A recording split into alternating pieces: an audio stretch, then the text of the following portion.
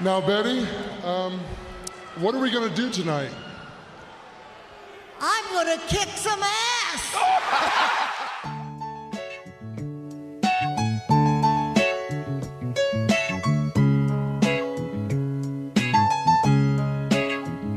Welcome to Chicago, where the fire serve cold, but the Wolves and the Hawks never shiver in the snow. The Bulls keep it running, the Sox run the South, the Cubs run the North, but the Bears run the house. True Chicago sports fans got their ears to the street. Any team make a move and they never skip a beat. And in this house, this is where we be. Welcome to the show with E-Rock and Big Z. Welcome to Chicago. Coming from the True Chicago Sports Fan Cave, this is the TCSF podcast with E-Rock and Big Z. It sure is. He's back again. Got more comebacks than Jordan. Episode 97 is brought to you by 606 Media, True Chicago Sports Fans, ACSI, and Grit Clothing Company. Don't forget to go to gritclothingco.com and get your official TCSF podcast t-shirts. Search for keyword True Chicago and use our promo code TrueFan15 for 15% off your entire order. That is TrueFan15. Go and get your official TCSF shirts now. Right now. Ahora mismo. As always, I am Big Z, and I'm here with my boy E-Rock. What up, E? What's up, Z? What's up, ladies and gentlemen? Welcome to the show. If you are a first-timer or a long-timer, please remember to hit that subscribe button, that notify button, and go ahead and give us a review on your listening app of choice. You can find us on Facebook at True Chicago Fans. You can follow us on Twitter at True Chi Fans and on IG at True Chicago Sports Fans. And don't forget, you can support the show with a monthly subscription at anchor.fm/True Chicago Sports Fans. Go on over there and click on support, and you can become a subscriber for as low as 99 cents a month. Ladies and gentlemen, do you like the show? I do. Are you a fan? I am. Then tell 5 of your friends, and they will hopefully tell 5 of their friends, and we can all be friends, ladies and gentlemen. Support the show. If you are a friend, show it to your friends, your family, your neighbors, everyone who likes sports and all types of ill shit, because we talk about everything here. Pretty much. It's not just sports. We have a good time, and we like to make each other laugh, and we like to make you laugh. So if you like the content, share it with your friends and family. Yes, sir. It's been a while, Z. Yeah, no. I know, man. I know you miss me. I because I do. You sitting around solo dolo in the apartment. You just got Jackson next to you, and you're like, man, I wish Eddie was here to say I have no one to argue with, man. I have no one to. There's no bear to poke, man. It's really, that's the biggest thing. Is like, how can I piss you off? Let's talk about Winston Contreras. Hey, hold on. I promise you. While I'm listening in the car on the way to work on Tuesday morning, I'm screaming at the fucking radio. So you know you're pissing me off. It don't matter if I'm here or not. You're gonna piss me off. But if it's soccer or Winston Contreras, I can piss you off. You. Hey, listen. Your opinion don't count because you fucking watch soccer. Okay. Anything you got to say about sports don't matter because you watch fucking soccer, okay? But despite all that, I missed you, brother. Tell me about how you been. Oh, man, I've been great, bro. I got about 10 more days of work, so I've been even better. I'm counting the I literally put it on my Snapchat at the beginning of the year, and you can see the cinder blocks, the light green cinder blocks behind me, and I said, 10 more months of this fucking sentence. Oh, God. So I have 10 days left on my sentence. And you know what? The kids are antsy. The teachers are antsy. The administration is changing as usual every year. Fucking, that bullshit. But it's been great. I mean, otherwise than that, there's a lot of kids that are appreciative. I had 6th graders that I had, and now they're graduating. They come. Mrs. Z signed my stuff. Yeah. You know. And it's appreciated because they understand that you were there for them. You're not just being an asshole to be an asshole. It's just like, let me show you some structure. It's just my personality. That is my personality. But there's a lot of, because you're a father figure. Yep. As being a male there. And there's not a lot of males in the teaching industry. So it's usually the PE teachers, music teachers, and so forth. But so I mean, like you kind of in the same boat with me when I coach. You know what I mean? Because what it is these kids become your kids. Yes, right? And that's what it is. So you look out for them. Like, how's your mom? How's your sister? How are you feeling? I know you were down last week. It's the same exact thing. So I understand what you're talking about completely, man. Yeah, it's good to see them to go through these things and like try to instill them. I'm like, look, guys, if I can give you the shortcut in life, would you take it? And they're like, yeah. I'm like, so why don't you listen to me on a day in and day out basis? If I can tell you how to make money, and the information that I wish someone would have bestowed upon me as a child or a young adult, hey, save your money, don't go to the movies, don't buy gym shoes. Save your money, stack your money, buy fucking land, buy buildings. You know, I mean, you know, here's the thing. We're in 2022. I mean, there's so many drugs you could sell. Jesus Christ. I know you missed me. Oh my God. FBI, that was not me. Anyways, the weather is changing. My allergies have been fucking neurotic. Yep. It's been crazy. Even Mike Logic was in the other room. He's fucking crying over there. His eyes are watery. His throat's itching. Same thing with me, bro. It's been crazy. Last week I know it was a little nasally, but fuck it. I had to get through it. But, you know, it's summer's coming, and that is our season. Mm-hmm. So happy anniversary to our first episode. Yeah. May 22nd. It just popped up on my Facebook. It was the very first announcement of the very first episode. If you've never listened to the first episode, it's horrible. It's horrible. I'm gonna fucking self-deprecate here. I didn't know what the hell I was doing. I was literally recording the interview that I was FaceTiming with my phone, and then I'm like, oh, I have this application called GarageBand. Let me see what I can do with this. My favorite is, how is that Last Dance hangover that bad, huh?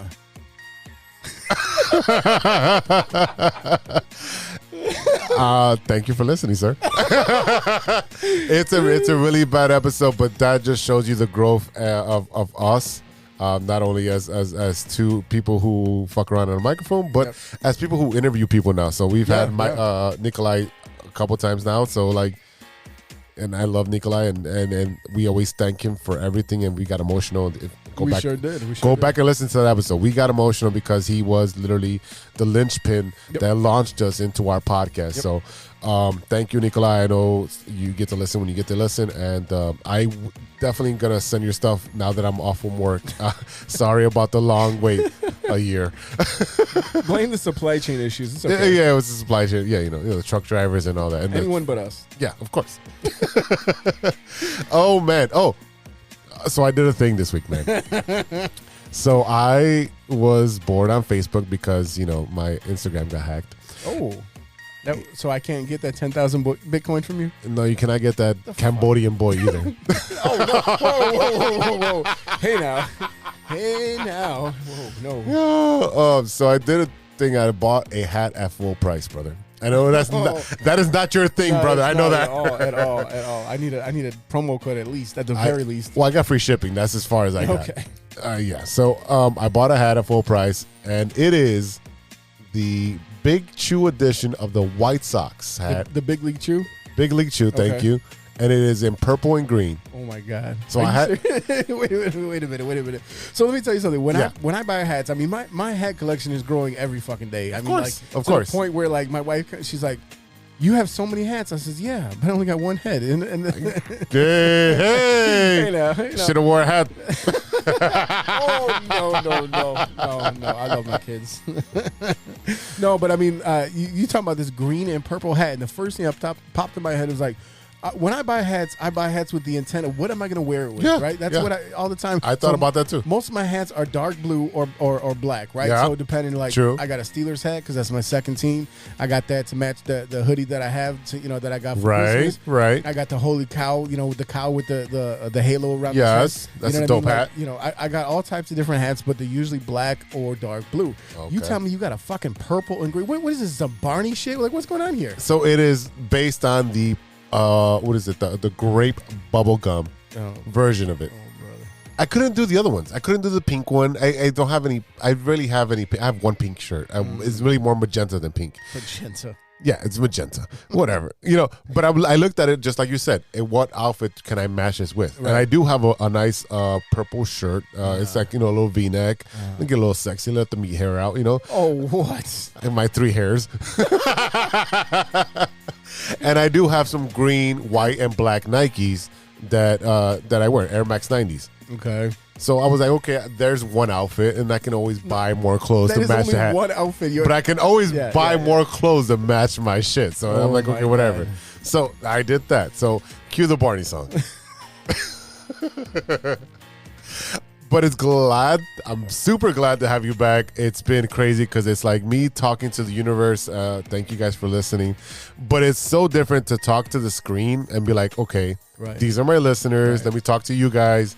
I have no one to argue with. I can't bounce shit off the wall with. See, here's the difference between you and me, though. Like, I feel like, honestly, like, if I had that choice, like, I would be very good at it just because I'm very good at leaving the space. I'm leaving the atmosphere. Let it sit there. Let it sit, and breathe for a minute. You know what I mean? And I know you need someone to like. You're like tennis. You're like Forrest Gump when he's playing against somebody. Oh, yeah, the ping pong. Yeah, I'm like Forrest Gump when he just played against himself. Right? You know what I mean? Like it don't matter. You're really good at playing with yourself, apparently. and I'm good at talking to myself. I mean, I think I've proven that a few times. But I mean, yeah. Look. Like I'm glad to be back. Unfortunately, like things that I've had to do or things that I've liked to do. I've taken time off. I feel like, 2 years into the show now, I haven't taken, neither one of us has really taken time off. I think we took time off for a Christmas episode, New Year or something like that. Well, we took one episode off. Yeah. So I mean, it felt weird. Even that felt weird for me. So Super Bowl. It was Super Bowl week. I think that's what it was. Yeah. You know what I mean? Like, and it's just like anything else. You need to be able to take your time off, and we just don't always have a substitute to be able to kind of fill in when we need it. Yeah. And we've had those people fill in when we needed it, and we appreciate it. But I mean, like, look. First of all, I want to say once again, happy birthday to my wife, Kim. Yes. And also happy birthday to you, brother. Thank you. Your birthday was the day before hers. Yeah. And I'm sorry to tell you, her birthday trumped yours. So I would hope so, sir, because that would be a big problem with Kim. I'm just telling you what it is. So I mean, like I feel special. Yeah. No. So the Saturday on the 14th, I took her out, just me and her, and where'd you go? We went out. We went to a restaurant called Yu's Mandarin in Schaumburg. I had been there with some work friends. Yu's Mandarin. Yu's Mandarin. YU, not used. Not like it was old food. It was new food. It was freshly like cooked. you Mandarin. It wasn't like old food. Like I wasn't saying, hey, give me some of that used food. No, I was used Mandarin. Okay. So why you? So I mean, I went there not too long ago with some coworkers. I have a friend at work. His name is Wason, and he just somehow knows all these really good restaurants. So I always trust his food recommendations.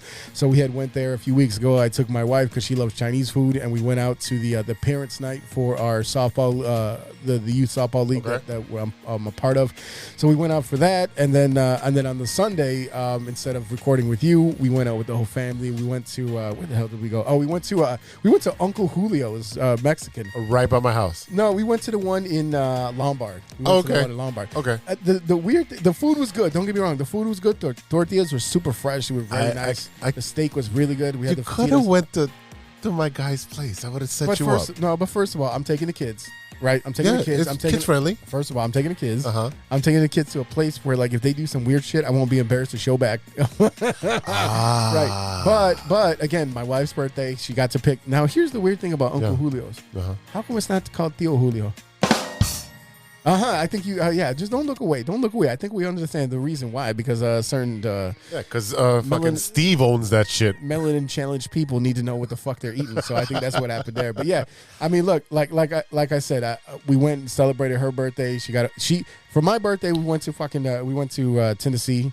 All right, right. For my daughter's birthday, for the Smoky Mountains, right? The smoke all the mountains. For my older daughter's birthday, we went to Kentucky. So we didn't go on a trip for her birthday, but we celebrated a whole weekend with her, and I mean, we had a good time. And like happy wife, happy life. That's how it goes, right? I mean, I don't have a wife, but I can understand what you're saying, sir. But yeah, look, I appreciate you, taking care of the show. I always love listening to the show when you're riding solo dolo and seeing what you got to say and seeing, how you bounce off and listening to you develop your skills on the mic. Because again, it's working. You're used to having me here, and everyone knows. Ask my boss; he always says I'm a talker. Right? Oh yeah, you're a talker. No, you're a talker, and I'm always been used to being the one that bounces off. I'm quick-witted when someone can set me up, and so it's me building my skills of being the lead, being in the lead chair. And again, it doesn't bother me to be in either chair, but like it is a big difference when you have to drive the show yourself and drive the content. And I did my best last week, and I try to put in with the baby song, with the baby being delivered, and putting the song under Enter Sandman. I thought that shit was hilarious. That was good. I mean, I did my little best, but I'm like, okay, what would make E laugh? If something could make E laugh, then guess what? It's to make everyone else laugh. Right. Because, if you got a dick on your arm and you want to slap your grandma, and he's going to laugh for like 25 minutes. So. I couldn't help myself. I was just telling y'all before the show, we were talking about that story again, and I was like, I just imagine like me trying to hug my short grandma. Use the other arm. But anyway, look, once again, I appreciate you. And guess what, man? Like you said, summer is almost here, ladies and gentlemen. Maybe you need a fresh start. So let me tell you about a great opportunity with our friends over at ACSI. With over 50 expert technicians in the Chicagoland area, ACSI offers a one-stop shop for telecom wiring. Whether residential cable installation, fiber to the home, or commercial structured cable wiring. ACSI is a proud partner of both Comcast and Astound, powered by RCN. Fans, let me tell you the most impressive thing about ACSI. The ACSI crew did their thing during the COVID-19 pandemic, and ACSI was awarded HACIA's 2020 Contractor of the Year award. The best part is that ACSI is growing bigger and better than ever. ACSI is now hiring for field sales, technicians, and project managers. Check out acsi.tech. That's acsi.tech and click on careers to apply today. ACSI is an equal opportunity employer. Go get you a job. This week, we talk about the possibility of Zach Levine not coming back to the Bulls. And this week in the bottom line, we talk about Chicago baseball. Once again, they're kind of contradicting themselves. I see the Sox kind of staying at 500 and the Cubs. Yep. Hey, look, the Cubs are not winning, but they are making baseball interesting on the north side again. They're fun to watch. Absolutely. I'm not going to knock them. They are fun to watch. You're the one Sox fan in the world that's not knocking the Cubs right now. Well, you know what's funny? Because I'm walking out of work, and I don't know who this parent was, but they're in the parking lot, which they're not supposed to be, but whatever. And he's like, "Oh, you're a Sox fan?" I'm like, "Yeah, I'm a Sox fan." They're like, "Oh, you don't like the Cubs?" I'm like, "I got nothing against the Cubs. I just don't like Cub fans. Some of them. Like the ones that don't know who the fuck is in the lineup. Those are the guys I don't like." He's like, "Oh, you're the first Sox fan I know that likes the Cubs." I'm like, "I grew up watching the Cubs. I got nothing against the Cubs." It's not about liking the term team or disliking the team. It's just about like, once again, we talk about like how laundry. It's laundry. You're picking a laundry, right? And I mean, I'm picking the fact that Anthony Rizzo just hit one and Lou Bob couldn't handle it. That fucking was dude. This dude just. Oh my God! What was it? Everyone judges hit a home run. Jesus. Well, I want some money on that, but anyways, that's what matters to me. So we got Chicago baseball for you guys this week, and all that, of course, during the pot. And what you looking at? But first, this is the Big Three with Big Z.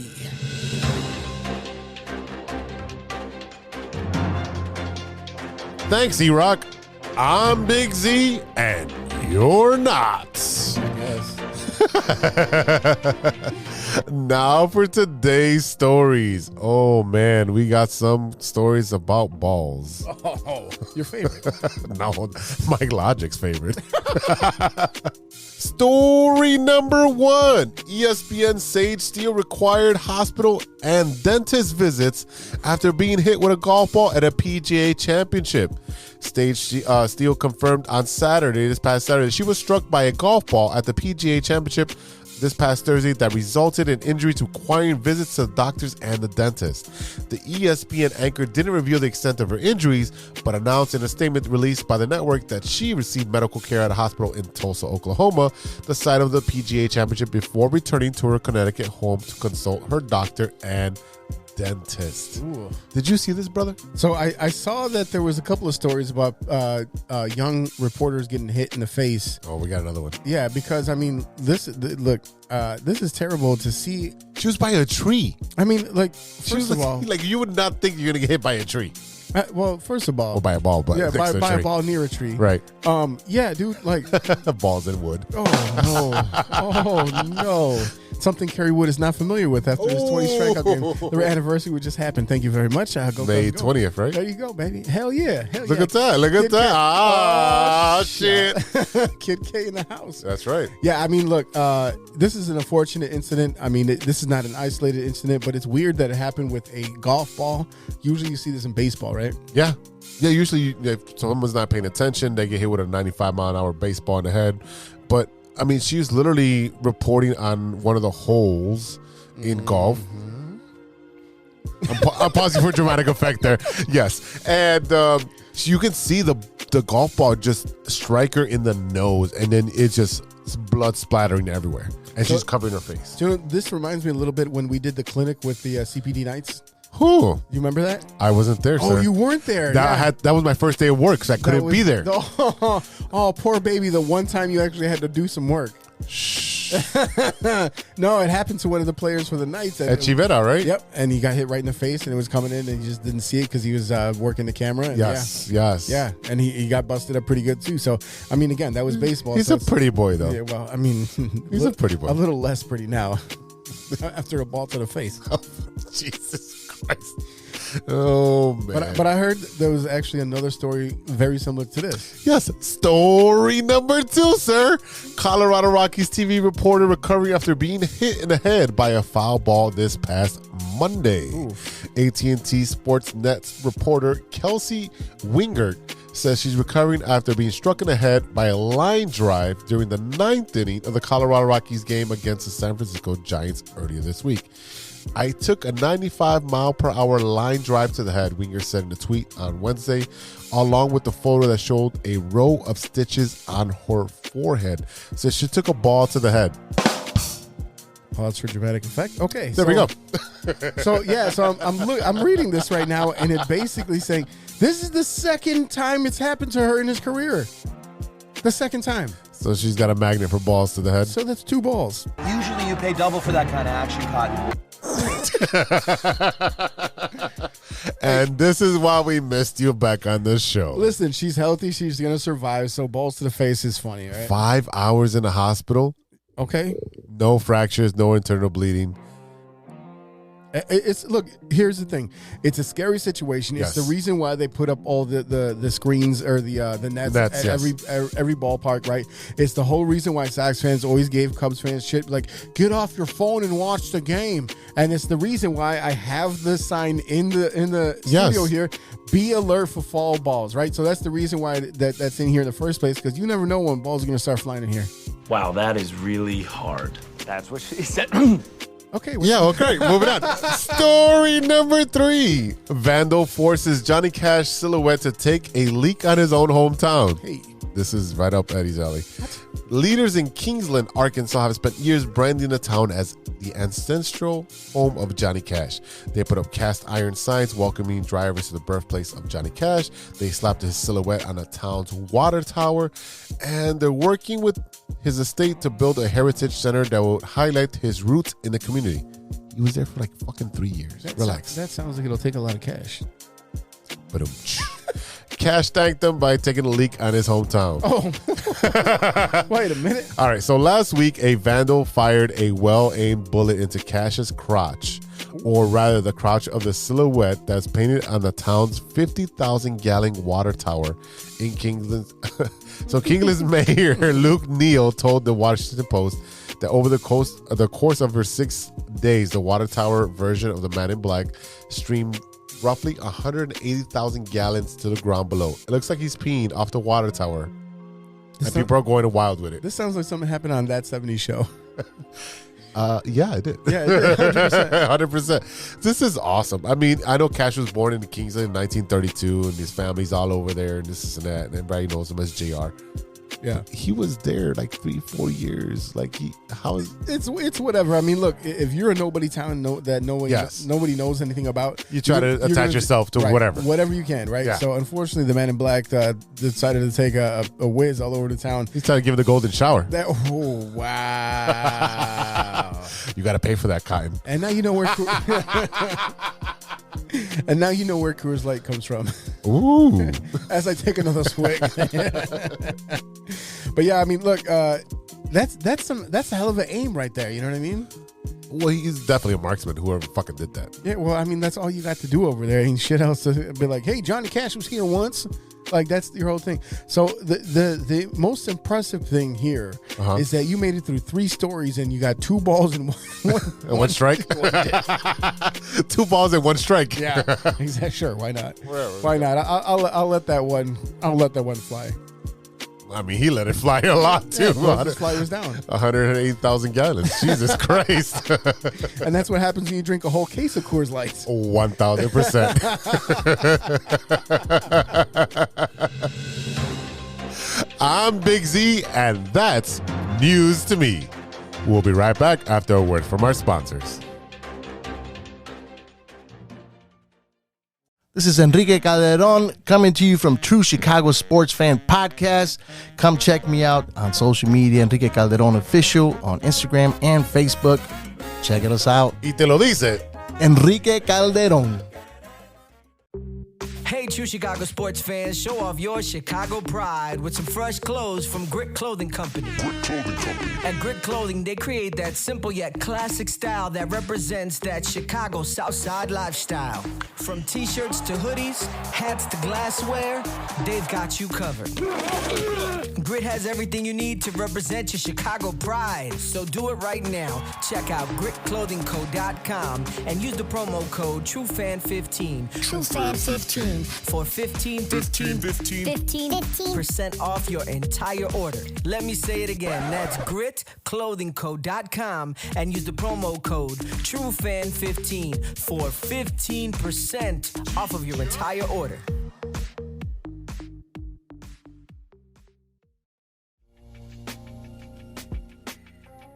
Welcome back to the True Chicago Sports Fans Podcast with E-Rock and Big Z. Yeah, boy. This is The Loop, our Chicago Sports Roundup where we keep you in the loop. This is Chicago.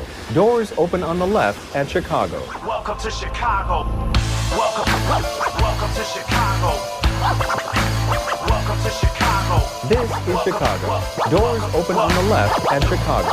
Welcome to Chicago. Z, what's going on at the house that Jordan built and the Chicago Bulls? Reports are coming out that the once sure thing of Zach Levine returning to the Chicago may not come to fruition. I don't know how I feel about this, man. This guy's supposed to come back. We said with good faith. We've seen reports that he's not happy with all the love that DeRozan has been getting, and he doesn't want to play second fiddle. We've seen that he may sign with the Lakers, among other teams. We always thought that he was a foregone conclusion that he's signing. What do you think about the chances of Zach not being a Bull next season, E? I mean, the biggest thing about Zach, we talked about him either possibly getting a max or a super max contract with the Bulls. And the thing is right now, I think the biggest concern is that when he had that knee injury, you know, you and I kind of went back and forth about whether he should have played in the All-Star game, break and All-Star, shooting the 3-point contest and all that stuff. Right. And I said, look, I mean, the kid's trying to get his shine. He's trying to become a superstar. We're seeing the commercials he's doing with Mountain Dew and so on and so forth. But I mean, like, I think right now, you know, he doesn't know. We saw the emergence of DeMar DeRozan, right? We saw that him coming to a big name team, like I said before. He came out and he basically said that he wants to enjoy free agency. When he came to the Bulls from the Timberwolves, you know, he signed that contract and he re-upped with us here. But I mean, he's linked with the Lakers, he's linked with the Blazers, he's linked with the Mavericks and the Atlanta Hawks. Atlanta Hawks would be a terrible situation for him. Of course. I think because, you know, I think Dallas is the best place for him to go, besides the Bulls. The Blazers, I mean, wouldn't be him and Dame wouldn't be. But I mean, like the Mavs right now with the Western Conference Finals, they're going to lose to the Dubs, but it doesn't matter because, you know, you add another scorer to that team. But again, I talked about it before. He does the way that you see Luka kind of fade out of games and stand in the corner a lot. Zach does the same thing. I talked about before about Michael Jordan syndrome, where they all stand around and watch to see what DeMar DeRozan is going to do. So I mean, you know, we talked about the fact that the Bulls can offer Levine a max contract, worth more than $210, right, for 5 seasons, and you know, there's speculations with rival execs as to whether he's actually going to get that offer from the Bulls, because there's other teams that can offer him a max contract, just not a super max like the Bulls can. Right. So at the end of the day, Levine has all the cards in his hand of what he wants to do. Now, does he want to come back? I think he should. I don't equate this second fiddle bullshit, because anywhere he goes, he's going to be a second fiddle because he is not a superstar. But I think the concern for him, in his camp is that he's waited all this time to be the number one, right? To be the guy, and he came to the Bulls and he was the number one. Okay, go sign with fucking Orlando. You could be the number one guy over there. And guess what? And that's another team that showed interest in him. Right, that's what I'm saying. Go to Orlando. The Spurs showed interest before. Okay. Orlando showed interest, but I mean, those are not winning teams. You could be a number one. You could be a number one. Go ahead, but you're not going to be a winning team. But I think the frustration with him is that he was the number one coming here. He came here for a reason, right? They traded Jimmy Butler. Yeah. There's been a lot of debate lately over which side won the trade, right? Now we've seen Jimmy Butler go from the Wolves to the Sixers, now to the Heat, which are also in the Eastern Conference Finals. Yep. So I mean, there's a lot of different things that are going on here when you talk about the fact that Jimmy Butler went over to the Heat. You talk about Luka Doncic going over there, with the Mavs and Jimmy Butler, or not Jimmy Butler, but Zach Levine possibly joining that team. But I mean, I think that's what it is right now. He's been wanting to be the man. He finally getting his recognition in the NBA, him wanting to be a number one, him wanting to be a superstar, getting these commercial deals, wanting to be the first player in NBA history to win not just a slam dunk contest, but also a 3-point contest, right? Which is fine. So, I mean, he's really looking to be the man. Now, if he goes to somewhere like the Lakers, that's not going to happen because you still got to contend with LeBron. And once LeBron leaves in a couple of years, whether it's next year, the following year, that's a thing too. And there's also reports about possibly Anthony Davis coming over to the Bulls, which I say, no, get the fuck out of here. Nope. I mean, he just never stayed healthy. But the biggest problem that I have is right now, he's set to go under orthoscopic surgery on that left knee. He's finally coming his own, trying to be that superstar, and we've been worried about that knee for a while because he had that knee injury when he was in with the ACL, right? So I mean, his whole thing is that I'm not getting the shine that I should be because of D-Row and this and that. But look, D-Ro's an older player, and like I said before, my concern has always been that he caught lightning in a bottle with the way that he played this last season, and they're going to need Zach to come back to form, come back to the Bulls, and play at his true highest level for them to truly contend in the East or for a title at all. And we've seen Zach kind of get a little bit better. His shooting has gotten better, especially from outside, because that's what he's really been working on during the pandemic. He sat there and he did that 3-point contest where they did the 3-point contest from the home, right? So, I mean, we've seen him kind of try to make a name for himself, try to make a bigger name for himself in the NBA. And now that he has a partner, which he's been asking for his entire time in Chicago, he gets another partner that can score. And again, Michael Jordan syndrome, they're all standing around watching to see what he's going to do.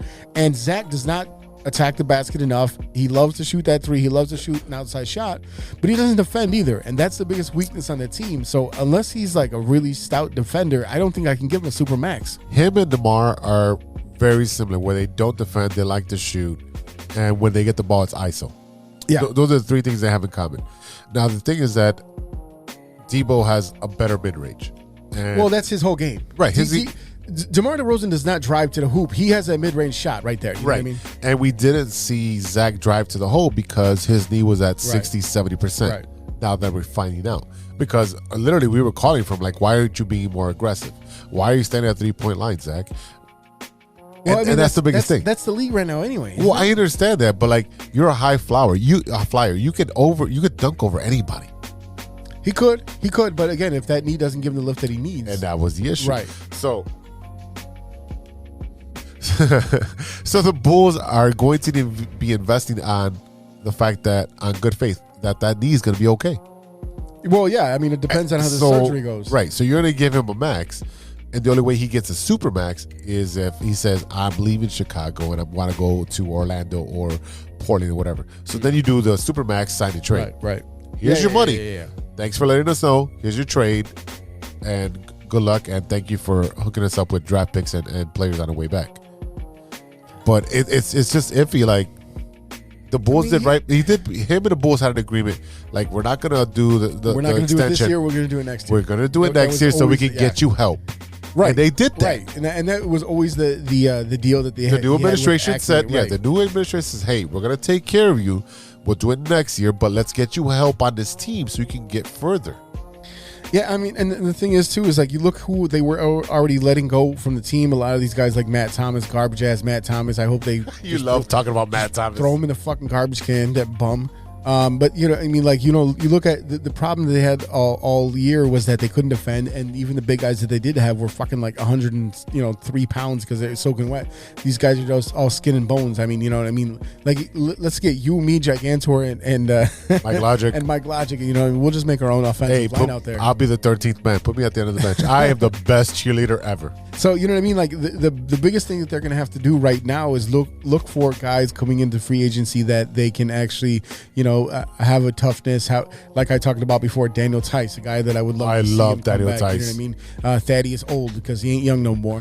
One of these guys right here, the guys with that grit, with that just asshole, right? That's the guy that they need. And I mean, I would love to see Zach come back because he is a very prolific scorer when he gets on his high streak, and him paired with a guy like DeRozan, because DeRozan eventually, whether it's next year or the following season, he's going to fall off. He's going to need to step back. He's going to need to take a step back so he can still be effective. You want a prime example of someone who had to do that as they got later in their career was someone like Dwayne Wade, right? Yes. Dwayne Wade would always attack the basket, basket. You always see him knocked on his ass. And then LeBron came over. Right. He's like, go ahead, bro. Exactly. So, I mean, like, you have to learn how to play together. And I know that Zach wants his shine, but you got to remember DeRozan's like 5 years older than you. Exactly. Right? So you should be able to figure that out. And I think the biggest issue I have is really with the way that Donovan manages the team. You know what I mean? Like, I feel like some of the moves that he makes is questionable.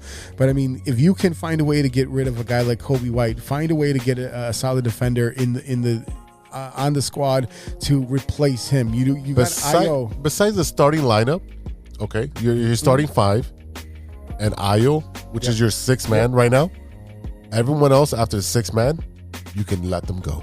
Well, I think that if you look at the contracts, he's already done that, where a lot of those guys have already, kind of dropped off. You know what I mean? Because there's players that they're not going to come back. A lot of these Derrick Jones and things like that, they're not going to bring back to the team.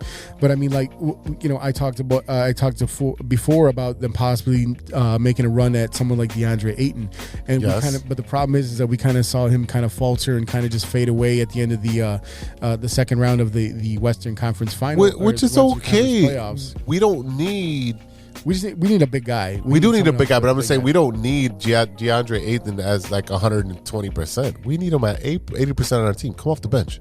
Well, no, Ayton would be a starter for sure. Who's he pushing off the starting? I mean, who's your other power? You know what I mean? He would be your center, right? He would be your center. Vooch would be one of your power forwards. Okay, so Patrick Williams coming off the bench again? No, because he would be the other power forward.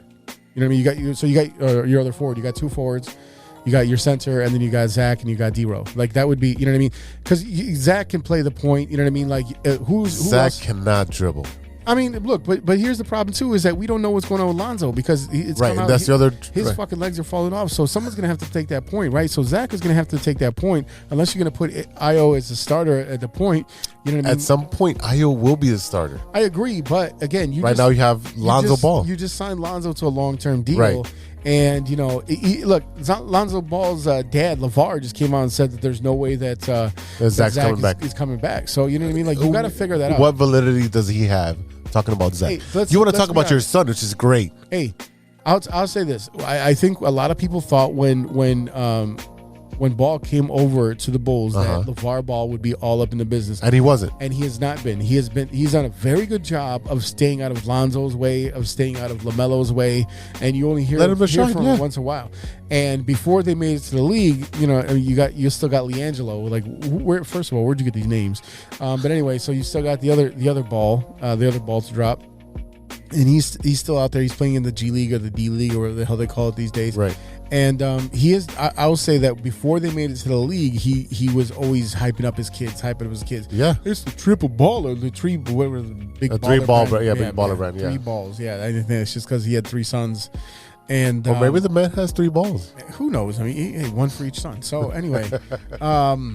But yeah, I mean, look, he stayed out of it, and it was only because he had an interview with David Kaplan that we actually heard something from him talking about, what his sons were doing in the league, and that's when he came up with his opinion about Zach Levine. Right. He wants to be the star. So, I mean, look, I would love to have Zach Levine back with the Bulls. I think that's what Bulls fans and the Bulls management, at the time counted on when they got rid of Jimmy Butler. But I just think that, he doesn't want to be the man somewhere else. And that knee is very concerning to me because he's not. Again, Lonzo Ball with the knee, and then you got another fucking guy with the knee. I mean, that's a bad fucking combination. It is a bad combination. And here's the eerie part. both Bulls and Sox are owned by the same owner. Yep. And they're both having the same issues with injuries. And they're both coming up short in playoff appearances. Well. It's very frustrating. Isn't that a coinky dink? Very coinky dinky. Yeah, you got Moncada and that was traded for Chris Sale. Yep. Yeah. Another guy that's been injured for different things. He had COVID. Yeah. Well, and COVID is COVID. COVID is COVID. I mean, there's a lot of players that got COVID, but I'm just saying he's been injured. But the COVID affected him that 1 year where he had no strength and no push and he couldn't do anything. And right now he's been slotted down to the he was slotted to the 6th spot. Today he's batting first because Tim Anderson is out, but he's batting. You can't see the ball. You just saw him strike out. He can't see the ball. Yeah, I mean, it's just one of those things where these players, this is just a weird time in sports, right? Yeah. It's a really weird time in sports. So we don't know how these things like COVID affect them. But again, I mean, to have knee injuries as a basketball player is always concerning. I mean, look at Penny Hardaway. Grant Hill. Right. You know what I mean? So you look at these guys. The next Pippen. Hey, look at fucking Derek. Oh, did you see Pippen address that today, this week? So there was a little quote, and there was because people were saying, "Oh, Grant Hill's career got cut short. He was supposed to be the next Pippen." He's like, he was supposed to be the next Jordan. Grant Hill was called the next Jordan before his knee. Yeah, they were like, okay. And Pippen's like, yeah, you can call him the next Pippen, but he didn't win anything. Well, that's true. That's true. But again, injuries. Well, like Pippen, you can't say nothing because you didn't win nothing besides with Jordan. So hey, I saw his son come out. It's funny because his son is also called Scotty, but it's Scotty instead of Scotty. So he's declaring for the draft. Yes. Yeah. So he's like, it's not my dad. I'm not my dad. This and that. And we'll see. I hope he does well in the league because we saw that Michael Jordan's kids, they really couldn't. No, they couldn't cut it. No. Well, I mean, also their dad probably babied the shit out of him. They didn't have to do anything. They probably didn't have to work as hard either. It's different when you have that struggle versus when you're Correct. pampered. Correct. You have everything given to you. So one other thing that we saw with the Bulls is that they had interest with Matisse Thybulle, and Mark Eversley had a fondness for him from going back to his early days in his college career in Washington, and he was, Eversley was instrumental in pushing the Sixers to acquire him in the 2019 draft. So we know him as a defensive stalwart, you know what I mean? Like, and that's something that the Bulls severely lacked. Yeah. But he's a guy that they would have to push for in a trade. It has to be a trade because he's on a contract, right? So look, I mean, like he was a 20th overall pick in the 2019 draft, and he's recent, yeah. He's an Australian kid, and he's still playing for the Sixers. Again, he was named to the NBA All Defensive Second Team last 2 years. So that is something that the Bulls sorely need. Do you think this would be a good trade for the Bulls to bring in a guy like this? Who are we trading? That's a good question. Because at the end of the day, that's the whole question. At the end of the day, that's all we're doing. Who are we trading? And obviously, going to start with Kobe White. Yes, 100%. I mean, Kobe White, it doesn't matter if they're trading for a bag of basketballs. Kobe White would have to be the first player they put out there. He is and so a Mountain Dew machine from Zach Levine. Yeah, Mountain Dew. Mountain Dew. Where's my check? Anyway, yeah, I mean, look. Yeah, you're right. It depends on what they'd be trading for him, but I think if they could find a way, again, they had a lot of. We can't trade the first round pick because we traded one last year. Traded, but again, they a lot of the guys that they had on 1 year contracts are not coming back, so you have to find a way to fill the coffers and replenish your bench right now. So I mean, like you have to find these tough, hard nosed guys, and when you get a 2 year player, a second year player, a third year player that is already on another team, how are you supposed to get him over here without giving up one of your own assets? Exactly, and you're gonna have to sign him pretty soon again. Right. And that's just kind of the same thing that they did with Zach when his second contract, when he came over to the Bulls, and now Zach is in the position to look for that Supermax. So, I mean, I would love to have a guy with his defensive prowess on the Bulls, but I mean, it might take too hefty of a price tag to try to get him over. A way to manipulate would be if you do a trade in, how do you say that, in good faith, and say, hey, I'm going to draft this guy for you. Yeah. And you draft this guy for me, and we'll swap picks later on. Yeah, I mean, that's kind of like you see the draft day picks all the time. You know what I mean? Like, so it happens. They had the draft lottery not too long ago, and the Bulls clearly were not in it because they actually did too well. So, which is almost detrimental because it doesn't do you any good, right? Because now you can't get one of these mediocrity. Yeah. So stuck in mediocrity. Bears fans. Yeah. Hey, shut Shut the fuck up. Oh my God. You know. Hey, gotta take a shot, man. Gotta take a shot when I can. You're not coming for these Bears games no more. I'm just telling you right now. You recording from home on Bears days. Yeah, well, and that's look. And the funny enough about the Bears is that now there's reports about them being the worst team in the league and them No being a shot, fucking having a way. shot for the first overall pick. You can't tell me they're going to be worse than the Jets or the Jags or one of these other teams, but it really just depends on what happens. I mean, They don't face but like maybe 3 good quarterbacks all season. They got to face all the other shitty teams or in the same shitty position as they were last year. Exactly. And they get to play the Lions twice, which is a toss up anyway. I mean, who knows? I think that's a split. It probably. I think what happens, just like what happens with the Bears every year, is that they lose 2 to the Packers, they split with the Vikings, and they sweep the Lions. That's usually how that goes. Sounds about right. Yeah, every year It's either split with the Vikings or the Lions. So yeah. I mean, yeah, that's usually how that goes. So it'll be interesting. But yeah, I mean, like the Bulls really have to go after guys that can play defense, and that's number one key for this team. Because otherwise, they might as well just stay home. You need an enforcer. If you get Zach or not. You need an enforcer. You need the asshole on the team. Yeah, and I think Zach is missing Mr. Thaddeus Old and Young. Yeah, because he was there to protect them. Yeah, I mean, and that's the thing is that they got rid of these like veteran guys and they went for dunkers like Derrick Jones. Like, what are you doing? Like, Derrick sign Jones. Tice back. I loved Tice. Yeah, Danny Tice. I mean, he's gonna get your 8 rebounds, and 10 rebounds for Boston. He went right back to Boston. Yeah, I feel like it's happened more than once where Chicago teams will trade for like a decent or a role player from another team and get whatever they can, and the other team now gets your asset and their player back because it's the exact same thing what happened with the Cubs and Aroldis Chapman. Exact same thing. Yeah, but you got a championship out of it. So what? Right, but I mean, at the same time, what did you do next year? Now you had to trade Soler to get fucking Wade Davis to have a closer. We all know how that worked. Yeah, Soler's been killing. Yeah, and Wade Davis is now wherever the hell he is, back in Colorado. He's in Colorado or wherever. Korea. Wherever he is. Wherever he is. But anyway, yeah. I think we can agree that the biggest thing for the Bulls is just find a way to get tougher and play defense, because that's their biggest lack. Very true. Very true. All right, ladies and gentlemen, let's take a pause for the cause, and we'll be right back after a word from our sponsor. This is Chicago. Doors open on the left at Chicago. We all know that 2020 was no joke, and with an ever-changing world climate, many people are looking for a new opportunity. Guys, are you looking for a career that rewards effort and makes you feel valued as a team member? Let me tell you a little about our friends at ACSI. ACSI is a certified RCN business agent. They provide the same RCN services with a personalized touch. Their sales and technician teams work hand in hand, ensuring your experience will be smooth and pleasant. Gone are the days of being transferred from one person to the next. At ACSI, they handle everything from start to finish. It's never been so easy to get internet service. ACSI is a growing Chicagoland company that encourages personal growth and rewards perseverance.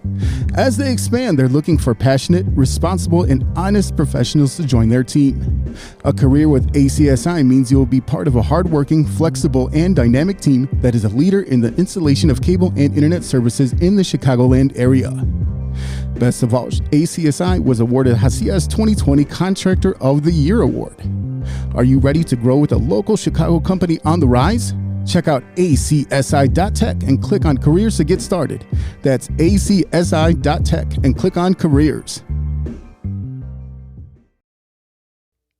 Welcome back to the TCSF podcast with E-Rock and Big Z. Oh, yeah. This is The Bottom Line. And that's the bottom line. In this segment, we discuss the biggest Chicago sports topic of the week. And this week, it is Chicago baseball, baby. Oh, yeah. Oh, yeah. So what's going on with these Cubbies? Go, Cubs, go! Go, Cubs, go! Hey, Chicago, what do you say? The Cubs are gonna win. Yo, the Cubs actually got some good news this week regarding Wilson Contreras, your favorite player on the Cubs. I love Wilson. Yeah. Wilson! I'm sorry! Yeah, they got some good news regarding his hamstring injury. He exited early last Saturday with the injury. It was a hamstring tightness, and he's day-to-day, the Cubs said last Sunday. Manager David Ross came out and said it's actually something that's not too concerning. We'll give him a day or two off and see how he feels. He left Saturday's loss in Arizona in the third inning, signaling to the dugout in the middle of Seiya Suzuki's plate appearance. The Cubs said he exited with that hamstring tightness, but they were waiting word on the severity after the game. He was out of the starting lineup last Sunday. He missed extended time back in 2017 and 19 with right hamstring strains, so they're taking some precaution on this, and he got some treatment on the Sunday game. As you and I know, as you get older, these hamstrings get tighter and tighter. Mm-hmm. As you get older, you have to stretch more. It's one of the few things on your body that does get tighter. Oh, man. Unless you pay for it. Wow. No, you've got to stretch more. You've got to do some yoga. You've got to put in the time and stretch those hamstrings. Those things are nothing to play with because they're attached to the gluteus maximus, minimus, and then all that's still attached to the back. So it becomes a compounding issue. If your hamstring is tight, it affects everything going up and everything going down. And especially for a guy who is crouched 90% of the time while he's playing, it's a big issue. So I wish Wilson a speedy recovery. We need him back. He's playing his ass off, and this is a career year for him, especially on a contract year. Again, I know you want to keep him. I think business-wise, he should go. Smart thing to do would keep him. I would, if he stays as a Cub for his whole career, I'm fine with that. I would love that. It's a smart thing to do.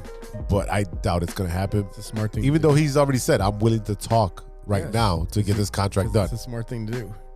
But yeah, I mean, the kid's going to get paid either way. Yeah, and the thing is too is I mean, like, you know, again, he has a history of the injury with the hamstring, right? Yeah. So everyone's body's built differently, Yes. even though he is squatting and he's crouching all game long when he's in the catcher position.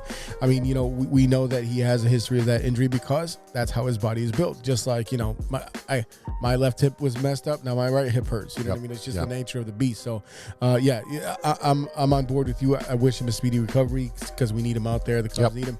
The Cubs have been looking better as they go on. I mean, they've been showing some signs of life for once.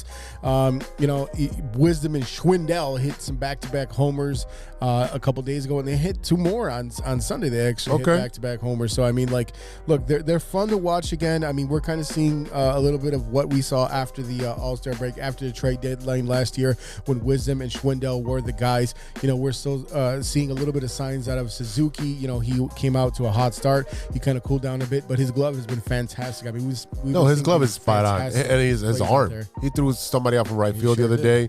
But again, you played the Pirates. Again, you play who's on your schedule, so you have to whoop the Pirates. That is your job. Well, I mean, and that's the goal, right? Because you want to feel like even if you're a bad team, right? Like the Bears playing the Lions, even if you're a bad team, you don't want to be. You want to at least beat the shittiest team. You don't want to be. You know what I mean? Like that's what you don't want to be those people, right? You know what I mean? So like, and Arizona is a decent team. Arizona's a decent team. They got players, and the Diamondbacks always play the Cubs hard, right? So I mean, it's just what it is because of the fandom that you got with Cubs fans down there in Arizona because of their training camp, right? And their spring training. So I mean, you know, there's always going to be some rivalry there. But yeah, I mean, look, they're like I said before, they're showing some signs of life. And they're smacking some teams in the mouth where people might not have always expected that from them. And they're kind of a very middling team. You don't know what they're going to do. They don't have a ton of wins. But their problem right now is that they have a lot of one-run losses. Their bullpen has been very solid, but they can't seem to get over that hump, and they end up losing by 1 run. And there's been a bunch of them this year.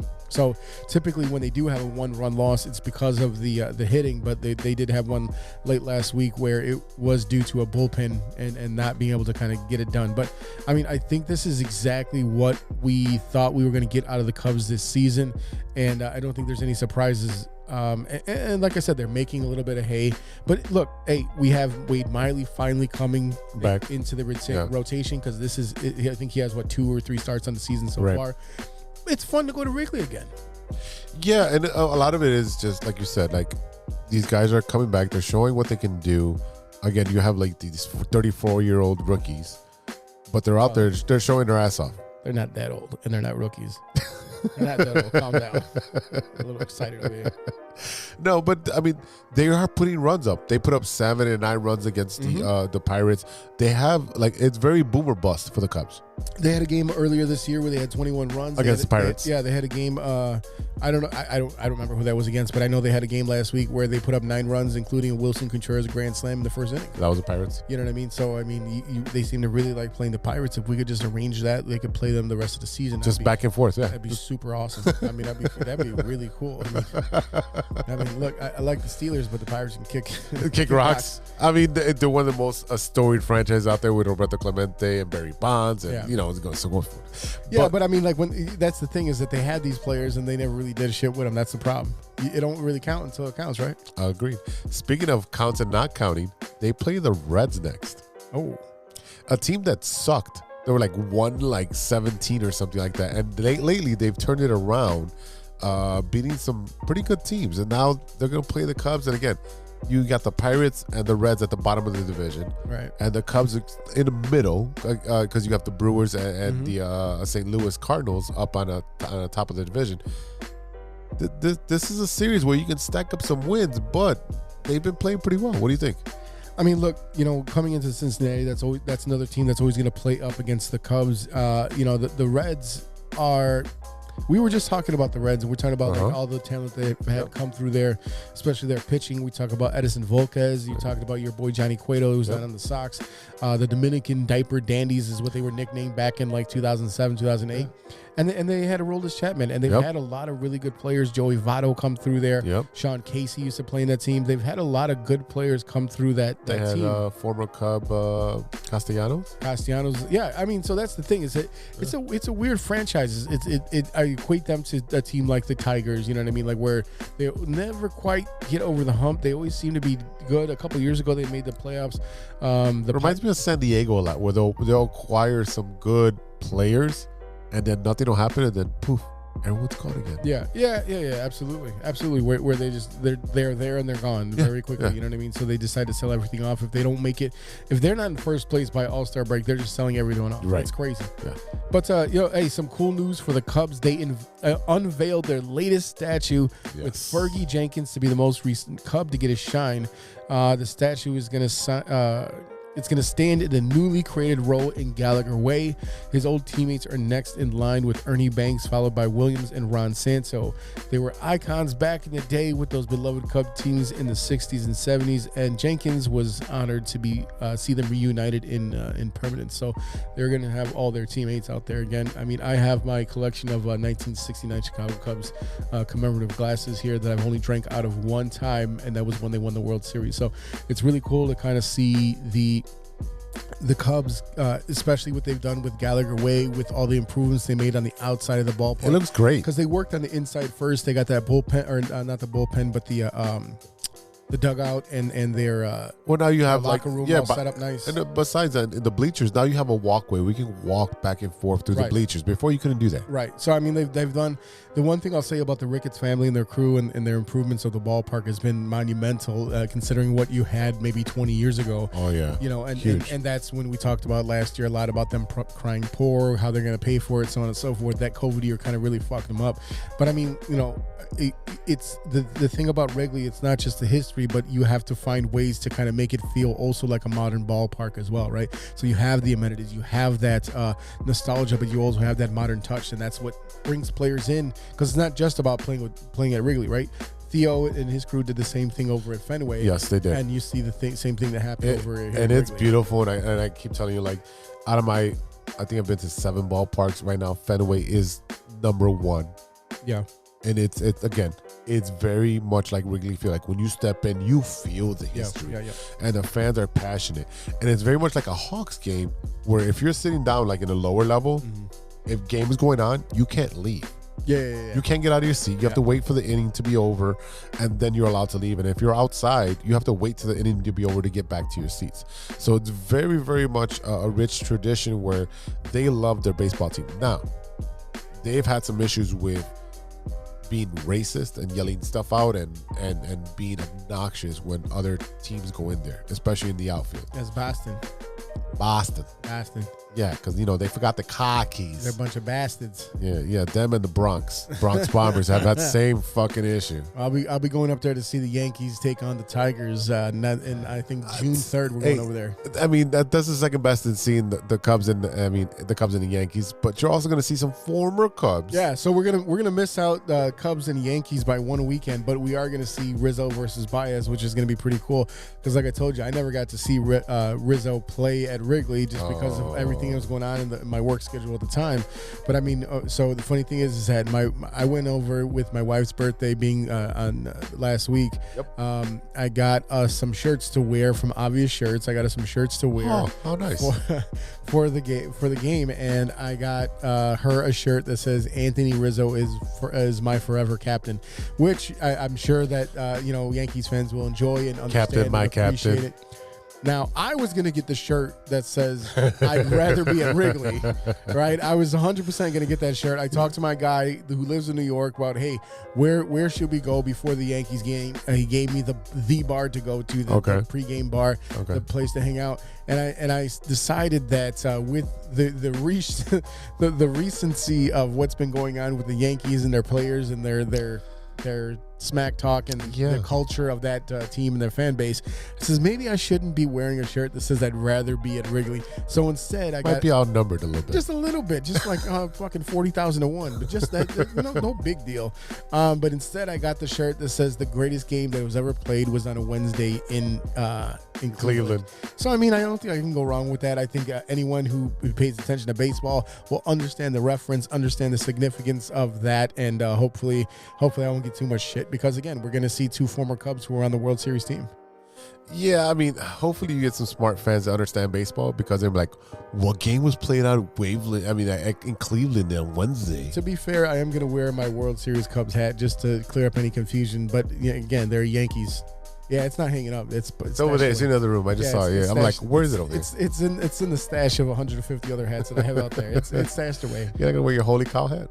No, here's the thing is that the Cubs hat already has a little bit of sweat on it, right? A little bit of sweat. It's not that bad.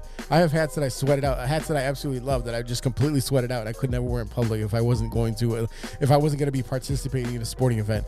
Those are the hats that where you got that white stain that goes all the way up to the brim. So it looks it looks like you have a crown on it. Right. Yeah. And I mean, even though our team was the king of 2016, they were. I don't want to bring that up. So yeah, I mean it'll be interesting. I haven't been to New York in about 15 years, and it's a lot, very different. Yeah. Yeah. So I mean, we'll have a good time going out there for our anniversary, the first time going on a trip without the kids. So that'll be a fun time, and we got some good things planned. But yeah, that Yankees game is right there. Are you gonna go in your Gore-Tex jacket? No, absolutely not. No. Yeah. No, I'm gonna go. Timberlands. Well, the Timbs I have to. I mean, I don't think you're legally allowed to walk into Yankee Stadium without wearing your Timbs. Yeah, I mean, I think, you know what I mean. Even if I spray paint in black just so I can look taller. You are gonna be like 2 inches taller. George Costanza over here. So speaking of the Yankees, what is going on with the South Side? Thanks, Cubs. White Sox. White Sox. Go, go, White Sox. Let's go, go, go, White Sox. We're with you all the way. So some racist things are happening in the Bronx. Surprise, surprise. According to Tim Anderson. Look at this, man. I know if you've seen this, but let me play this for you. Hey, Gordon, todos guys to pitch Giancarlo Stanton in. Hey guys, in. Uh-oh, go get it. Please, we need that. We need...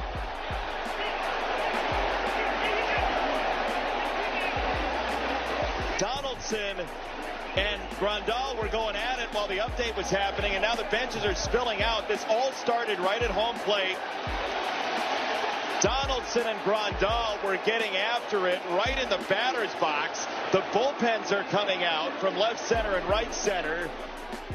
All right, so this all stems from last week when the Yankees were in town. Tim Anderson sliding into third, and him and Donaldson get into it over the slide. It looks like Donaldson pushed him off the base. Right. They got it. They exchanged some words. They got into it, and today is the they played Sunday, which is the second game of the series because Friday got rained out. So apparently, the inning before this happened, Donaldson is crossing Anderson and him. They both have words, and apparently he called him a Jackie. Yeah, he called him Jackie. Yeah, he called him Jackie. He was, "What's up, Jackie?" And they had some words. And again, Tim Anderson comes out the field, and you have Grandal being the catcher. Donaldson comes up, and that's where this whole thing ensued, where you have your catcher, who is one of your veterans, sticking up for Tim Anderson. Like, "Hey, bro, I didn't appreciate what you said to Tim. I don't like it. Right. Stop that shit now." They exchanged words. When it got heated, both benches cleared. I think it would not have been that big of a hoo-ha if the both your eyes. if the both benches didn't clear, I think they could have handled it as men, one to another, but they did. And then after that, Tim was like, "Okay, you guys are talking about me," and Abreu, the biggest man on the team, had to hold Tim Anderson back. Yeah, so I mean, I saw when it happened. I saw your boy Grandal. He had something hanging out of his ear. It looked like I was watching something. It's the pitch count. It looked like something about Mary, just sitting there dangling there. And he gets right up on Donaldson, and he's talking in his ear, and he's like, "Don't let this thing touch your face. I just want you to know, no matter how it dangles, don't let it touch your face, because if I told you where this really came from, you'd be really upset." He's like, "Your mom wouldn't appreciate that." He's like, "I promise it's not hair gel." But anyway, so he's up there, and I saw him like right there, and you see him kind of like he puts his mitt kind of right in front of Donaldson's face, and he's pointing at Short, and he's like, "Hey, that's my guy.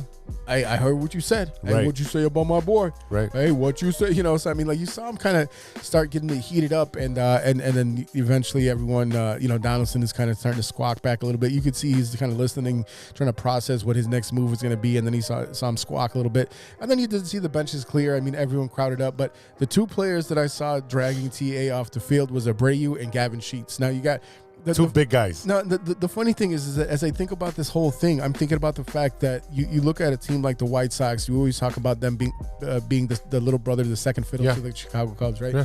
And this is a team that's heavily filled with minorities on the team. Like it's hard. Like a lot of teams, it's hard to find a minority. This team, it's hard to find a guy, a white guy on the team, right? You know what I mean? Like, so like Gavin Sheets is like, "Oh yeah, these are my brothers." You know what I mean? So, but ¿Qué pasó, brother? Yo creo que me agarró cuando he doesn't know what he's saying. I really love jalapenos. He's like, "That's you guys, right?"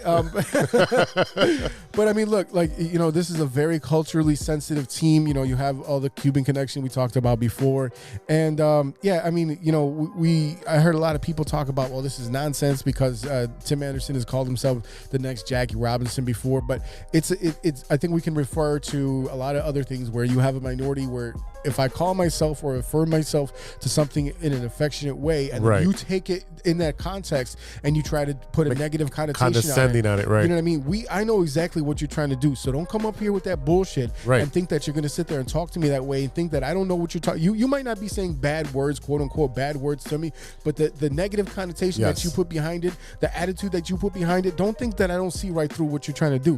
Now, don't get me wrong, this is not the first time that Josh Donaldson has pulled some shit like this. No, this is some bullshit right here. Speaking of the first time this happened, this was with Giolito when they took away the sticky stuff that first week, and Donaldson hit a home run. So let me play this for you from last year.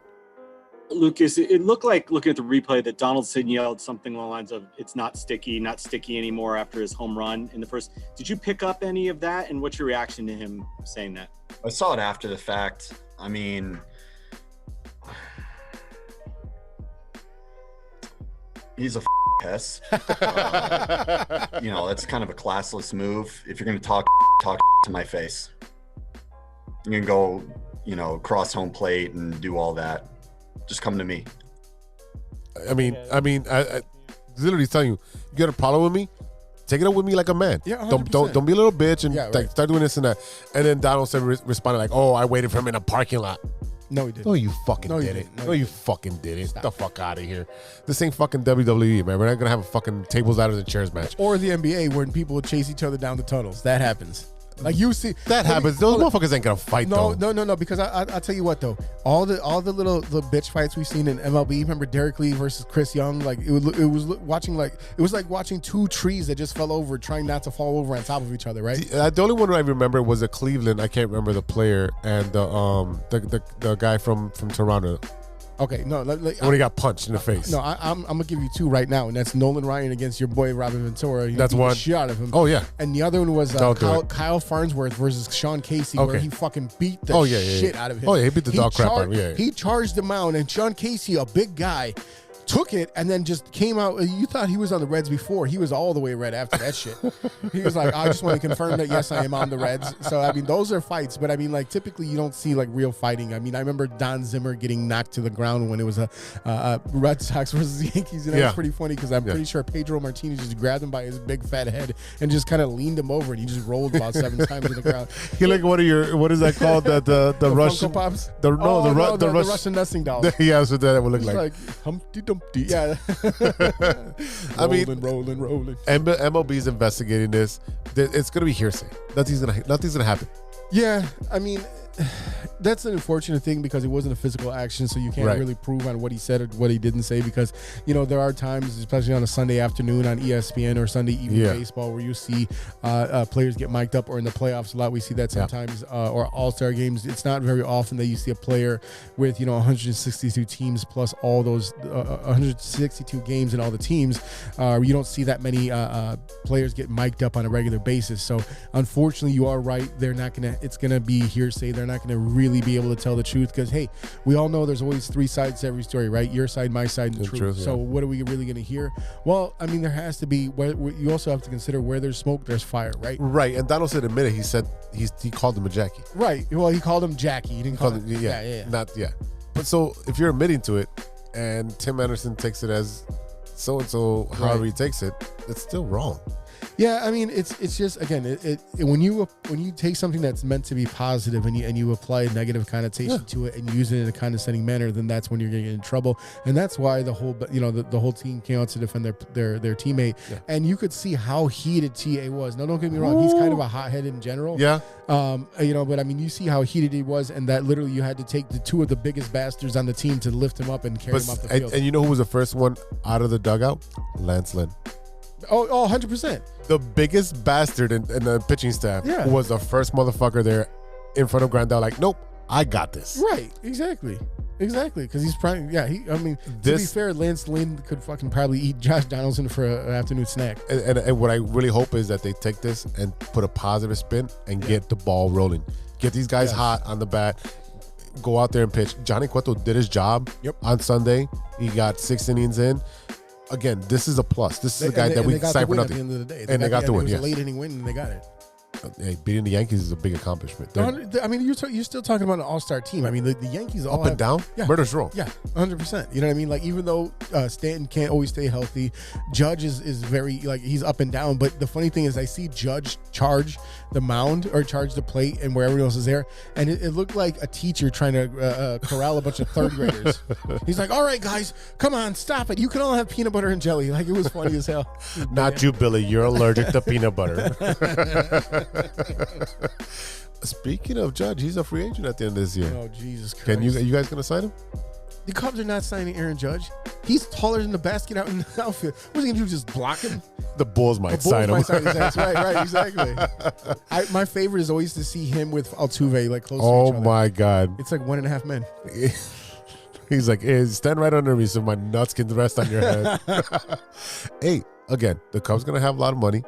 You can sign Correa because you'll be a free agent, and you can sign Judge. You sign those 2 players. Oh yeah, it makes all the difference in the world, especially when you're talking about the National League has a DH now. Right? That's what I'm saying. That changes everything. That's what I'm saying. Look, it's. I know we're playing fantasy here, though. Yeah, I mean, and that's what it is. I mean, and that's fine. We just have to see how. I think right now it's a prove it year for the Cubs. Okay, we gave you young guys a chance. You have Rivas out there. You have the Schwindel. You have Patrick Wisdom. You have Madrigal. Prove it, man. I told you, send him down. Yeah, give him a week down there. Get him his confidence back. Well, that's what I'm saying is that Madrigal is supposed to be a major league player, right? Yes, that's what he said. So are all these other guys. So they're going to have to start refilling him. Because, I mean, you have players that are just kind of like, yes, they've been on the major league roster. They're probably out of options. You talk about a guy like Ian Happ, things like that. So, I mean, like, you do have to fill these holes. Rivas, I think he might have another option to go back, but he's already had a cup of coffee up here in previous seasons. So, I mean, right now it's a prove it season. See what you can do. Yes, even if you're losing by 1 run, you're at least, you're not getting blown out. You're not getting your ass kicked. You're proving that, okay, we were just there. We were right there. And look, I've been coaching softball for years now. I've been watching my team just there, right there. We're so close. Guess what? This year we're undefeated, right? This year we're undefeated. My girls and our team are undefeated right now. Hopefully we can keep that up because we just beat the top team in our league right now. The top 12U team, who was also undefeated, and we had to come back. We were down 5-1, and we ended up winning 7-5. So and that shows character. You're right, and that shows growth, and that shows confidence, and that shows that, hey, I'm saying sometimes you got to be the freshman, sometimes you get to be the senior. That's just what it is, and you have to understand that you are going to be in both of those positions. So right now, I think that's where the Cubs are, and we want to see them improve. You youngish guys are getting your chance, and let's see how you can finish it out.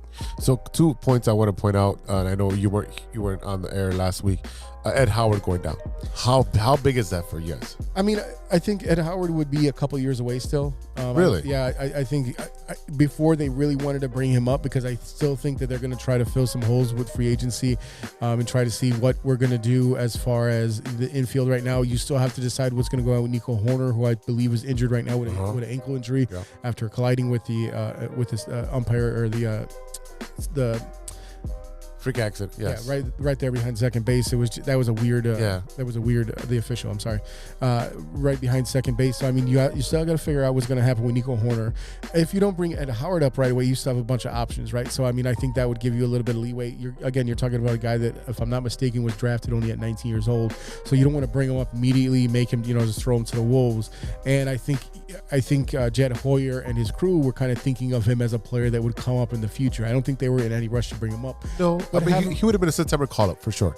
Yeah, maybe, but at the same time, I think, like I said, this is a prove-it year, right? Yeah. I think they know what they have in the minors when they go up and down. All the players that they traded for last season, some of the pitching that they traded for last season. Like the pitcher that came up that struck out the first 5 players. Right. So, I mean, for the minors, great kid. And that's what you're trying to, even Keegan Thompson. Yeah. These are players and love SNL. These are just players that you're kind of giving it. Okay, this is a prove it year. Yeah. Can you play in the bigs? Even if you lose by 1 run, you're still showing character. You're still showing skill. You're still showing that you belong in the bigs. Prove it. So I think that's what it is. So now, yes, is it unfortunate that Ed Howard is down for the season? Absolutely. But I mean, it's not the first time we've seen a player go down for the season and come back and be able to play the following year. Yeah, but I think being a hip issue, which we are very familiar with, we know we've both had hip surgeries. We know it's a long road to recovery. I mean, it literally took me 2 years to get back to being what I used to be as far as playing softball and bowling. And I was literally telling one of my teammates last week, I'm like, you see, I just hit 15.5 miles an hour. I haven't done that in over 2 years. He's like, what are you talking about? I'm like, I've been bowling 12.8, 13.5. I'll hit 14 if I really push it. I'm hitting 15.5. It's been a almost 3 year process to get my strength back up in my hips. So obviously he's a lot younger, so he'll bounce back a lot faster. And he also has top of the line medical care, so he'll be fine with that. Right. And I mean, look, I think especially with a guy like Ed Howard, I mean, I think as far as Cubs fans are concerned and baseball fans are concerned in general, is that he's just a name, right? Like, that's why people are I don't think he's a name. I think he's going to be a superstar. But what I'm saying is he is a name, and meaning that at 20 years old, people recognize him. Oh my God, this guy went down. I mean, remember, he was one of these guys. He was one of the kids that were on that Jackie Robinson West team from back in the day from 2014. And look, he's already lost the whole season because of the 2020 pandemic, right? Right. And this is just weird freak injury, right? He was trying to elude a tag, and it was a weird throw to first base, and it was the end of a game, so I mean, like, he twisted his leg weird, and it happened. Even with my hip replacement, sometimes I move my leg in a weird way where I can feel the pressure of the thing in there, and it's like, So I mean, look, it's a weird thing. It's a freak thing.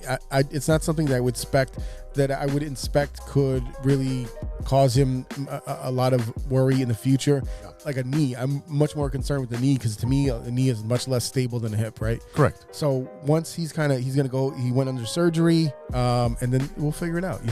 Again, 20 years old, he's got a lot better healing power than we do. 1,000%. Oh, it's combined, yeah. At least double. All right, so for the White Sox, we have they're going to play the Red Sox again. They're going to play them at home. Then we got the Cubbies for the crosstown rematch. And then before you get into the Cub Sox, we also have the Blue Jays, the Rays, the Dodgers, the Rangers, and then we have Detroit. So literally, we have about 4 series against potential contenders. Right.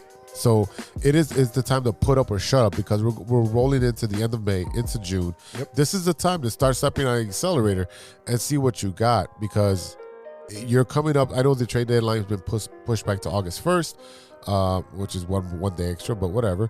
But we're looking at these White Sox who are putting up 3 runs a game.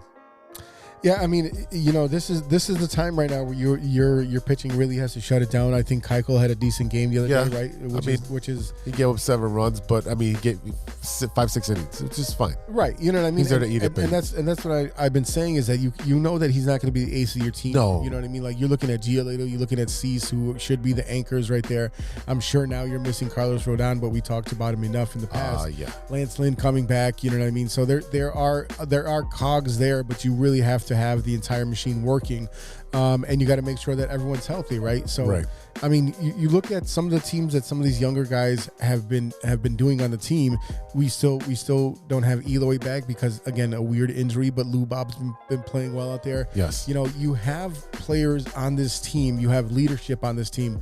So I feel like all the pieces are in place. You just have to execute at this point. Yeah, it's really about producing. And I know we've been talking a lot of baseball, but it's also the bottom line. We're talking about baseball. The biggest thing for me is these guys are not producing to the back of their baseball cards. Right. Except for Luba. Luba had like a 14-game hitting streak that got snapped the other day, but he jumped back on the horse and he's hitting again. Abreu is not hitting the way he should be. Tim Anderson's been doing okay, but then you go to the rest of the lineup and they're not doing what they're supposed to be doing. And as much as I want to blame Tony La Russa for putting 35 different lineups in 35 different days, I can't blame him if the guys that he's putting in the lineups are not producing. I can blame him because he doesn't remember who played yesterday. He's like, oh, was that? Be like, who the hell is that guy? Billy Ripken? No. The other thing is, like last week when they had the doubleheader as well, why is Larry playing why is Larry playing 2 games and you're sitting Tim Anderson, and then Ozzie Guillen's criticizing Tony La Russa, not Tim Anderson. He's criticizing Tony La Russa, and Tim Anderson takes offense to it and says, shut the fuck up. Look, I know Tim's defending his manager. Yes, that's 100% what it is, because it's just the same way Grandal defended him. Hey, I appreciate that you don't think that it should be done this way. It doesn't matter. You're not on this fucking team. This is my manager. This is my team. You're essentially an outsider at this point, and that's what it is. I understand that. What Tim should have took a more mature approach to it. Okay. The middle finger, the earlier this year, and then now you got the Donaldson thing. Like, dude, play baseball and everything else will take care of itself. I understand you're defending manager. You'd be like, you could have said, Ozzie is a commentator. I'm letting him do his job, but I am backing La Russa 1,000% on all his decisions. He could have took a mature way of handling it. He did it. But I mean, I think that TA has proven at this point that that's not what he's going to do, right? No. Because you remember early in his career, he was a quiet guy. He was shy. Now that he's kind of coming out of his shell in the last couple of years, he's not going to shut up. And I think what he's trying to do is I think he realizes that a guy like Abreu, who's getting older, is not going to be there, that much longer. And he's trying to be the guy that takes over a leadership role. And again, hanging out with a guy with like Lance Lynn, I mean, you're going to start to develop that sharp tongue. You're going to sit there and lose the ability to hold back and have any type of discretion. But here's the thing. If you want to be a star in the league, right? You wanted to be the face of the White Sox. Right. You want to be the next Jackie Robinson, right? That's what your goal is. Well, I think also he's getting a little bit of frustration seeing other guys shine. Yeah. Because you look at all the love that a guy like Lou Bob is getting. Yep. Hey, TA thought he was going to be that dude, right? Mm-hmm. So just like you said, I'll tell you 100%. This is what it comes down to. Right now, we're looking at May 22nd, right? June is just around the corner. Yes, sir. You got to go out there and you got to beat your. You have to beat your crosstown rival, right? Mm-hmm. How much I don't want to say that, or how much I don't want to see that, but we should. But it has to be done, right? So you got to take care of the Tigers. You got to take care of the Blue Jays. You have to take care of all these guys on your schedule. And if you really want to contend and you want to get the bad taste out of last year's playoffs out of your mouth, you got to come up in June and you got to come up in July and fight through these dog days, because that's where it's gonna matter. And guess what? That's the bottom line. And that's the bottom line.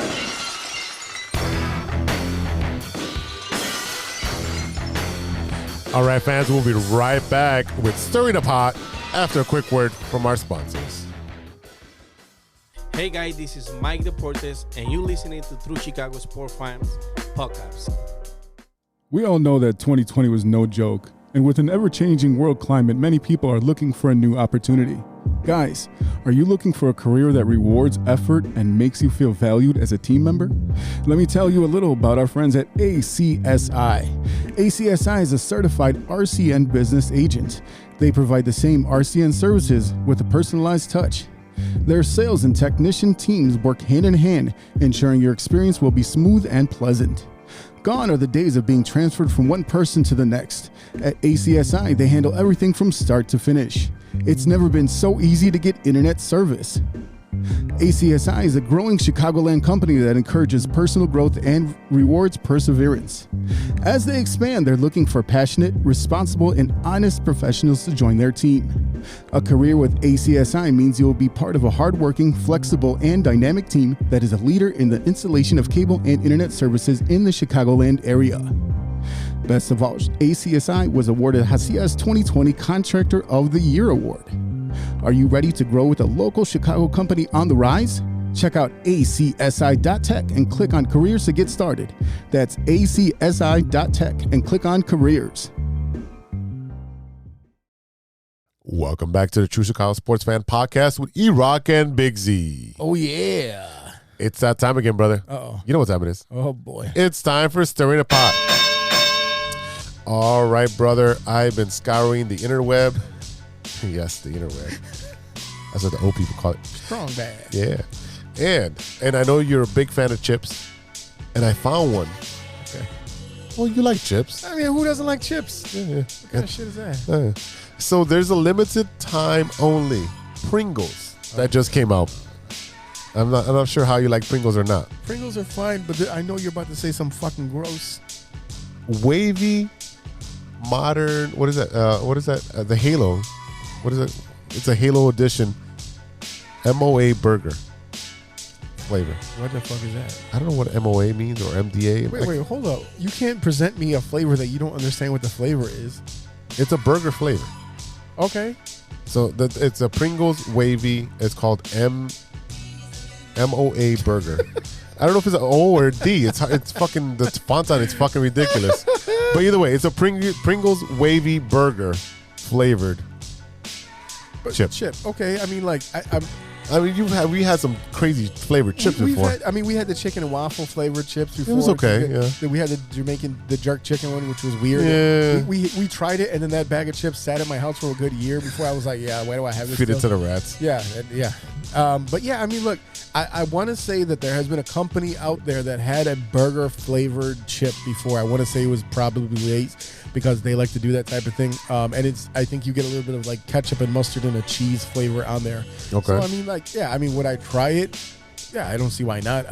But it still sounds a little suspicious. Like, I'm not quite sure what the fuck it is. Yeah, Pringles has been battling with different flavors. I think I was at work and one of the kids brought in. It was a tube, and I'm like, "Is that Pringles tube? These kids know about Pringles?" And it was a Takis flavored Pringles. What? Okay. So you see this now? So I looked it up, and it says new Halo potato chips taste like space ostrich. Pringles MOA burger chips are available to snack on now. What the hell? They have ostrich in space? So Pringles' new MOA burger aims to approximate what a quadruple hamburger made of ground space bird plus cheese, pickles, lettuce, onions, and an unidentified sauce would taste like. Are you still in? Okay, first of all, ground space bird. I mean, how high do I have to be to? I mean, like, I guess technically, like, you can find out in a couple minutes. Aren't all birds in space? They're just a little bit lower. What the fuck? What the hell is this? It's a Halo edition. This is what the fuck? I don't play Halo. I've never played Halo. I've played Halo, but what? My favorite part of this whole thing is the Pringles can. The guy with the mustache. He has headphones on like a gamer. He has the little headset on. He does. That's pretty cool. Look, I mean, this is in Halo fiction, MOA were a source of food on Reach and were served in wing, nugget, and burger form. What? What? Again, I've never played the game. That's why I brought it up to you, because you played the game. Yeah. Okay. This is very confusing because I'm not sure. I mean, obviously you're approximating the flavor of something that doesn't exist, so it's still supposed to taste like burger. I get the theme here. It's kind of a fun thing. So I mean, if it's just supposed to taste like a burger, I mean, I guess I'd give it a try. I guess. Fucking why not? I mean, shit. If I should, I should. You know. It's gonna happen anyway. Yeah, I mean, hell, it just depends on the speed at which it happens. What about you trying this or what? Well, yeah. I mean, hopefully it's at a Jewel or something where we can go out there. We have to like get a can. Yeah, now we have to do it. Yeah, once it pops, the fun don't stop. Right? That's how it goes. Sure. Yeah, until a flying bird comes out of there and just kicks you in the face and be like, "I'm a space bird." He has a lisp. Yeah. Well, I'm a space bird. Got your hand at the sand. Oh, man. All right, man, I got a question for you. What's that? Before we go, what you looking at? What are you watching that isn't sports? Oh, man. I know the guys in the other room are watching what I've been watching this week. It's my next guest. Needs no introduction. Introduction with David Letterman, Julia Louis-Dreyfus, Ryan Reynolds, Will Smith. Yeah. Pre-smack. Yeah, pre-smack. Cardi B. And then Kevin Durant, which I like most of them, except for the Kevin Durant, because that dude has a personality of a fucking plywood piece of wood. I feel like every little piece of hair that falls out of the top of his head, he just loses a piece of his personality. Yeah, it's really bad. And then I started watching. I didn't finish Valet. It's a Hulu movie with Eugenio Derbez, who's a very funny comedian in Spanish. I'm sorry, what? Eugenio Derbez. Okay. Yeah. I'll take your word for it. Look him up. Eugenio, you've seen him before. I can't look him up. I can't fucking spell that. What is wrong with you? I don't think my keyboard does that. It doesn't have accents. No, hell no. Like even if I were to have you talk, if I said speech to text, if I say, "Hey Google, could you look this up?" They're like, "Nope." No, I'm sorry. ¿Qué? So essentially, it's about paparazzi. This one chick that she's to be famous. She's filming. She's having an affair, and paparazzi kind of catches her with this rich billionaire. But at the same time, Eugenio Derbez, I forgot the name of his character, he's a valet. He's on his way home from getting medicine for his grandmother. He hits a parked Uber and flips over, and the paparazzi take a picture of all three. And the sound that the car makes is Eugenio. Eugenio, ow. Yeah, so they take a picture and they think, so they try to spin it as them two being a couple. So it goes from there. So it is one of those, slapstick comedies. Okay. Yeah. So again, he's in his, he's kind of older. He's like in his 50s. Okay. But the thing is that now he's becoming mainstream and doing crossover movies, where before he was doing just like Spanish sitcoms and stuff like that. So I'm really proud of him because he's done a lot of movies now where he's using his English. And there's other actors that are, again, Spanish, Latino actors that are doing a lot of crossover. So it's funny. It's well entertaining. It's one of those films that you can spend an hour and a half, 90 minutes and say, that was a good 90 minutes. In and out. Yeah, in and out, just like you like it. Hey. What you watching, bro? So I finally, like I said before, a couple weeks ago, I started watching Ozarks. I remembered that I was watching Ozarks, so I finally finished the first season this week. And it's funny because it kept popping up, like, continue watching on Netflix. And I was like, I don't remember watching the very last episode of last season. So I finally did, and that shit freaked me out when when the old boy got his whole head dismembered.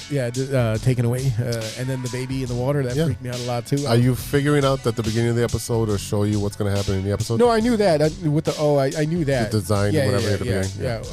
The O with the Oregon O with the little cross in the I figured that out. But I mean, like seeing the correlation and seeing like, how gangster the rednecks actually are and how terrifying.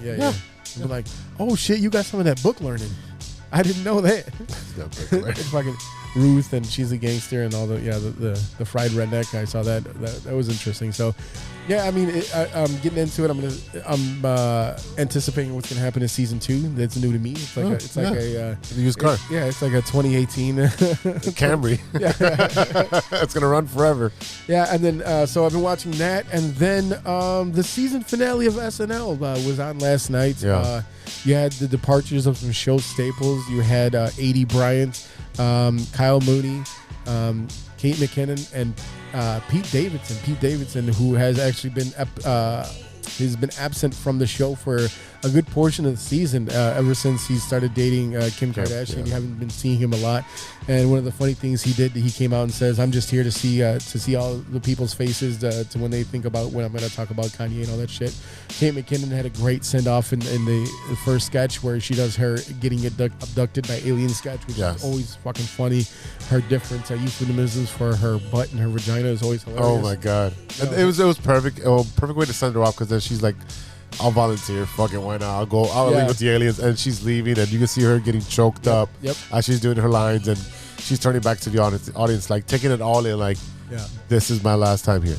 Well, and it was her, and she's she's been there for a long time. A.D. Bryant did her sketch on Weekend Update with Bowen Yang, and they kind of made mention that talking about 10 great years at the end, and she's had 10 great. She's been on for 10 years. Seasons, 10 seasons. You know what I mean? And that's like that's 10 years. Yeah. Well, seasons. You got your spring season. You got your. Well, I guess it kind of crosses over. You get your Christmas break or whatever. But yeah, she's been there for a long time. We talked about them having to replace some of the characters and some of the players in the show, but I mean, there's a lot of people in the show, so I mean, I think they'll be able to survive with what they have. There are some up and coming. Melissa Villaseñor has been kind of waiting for her chance.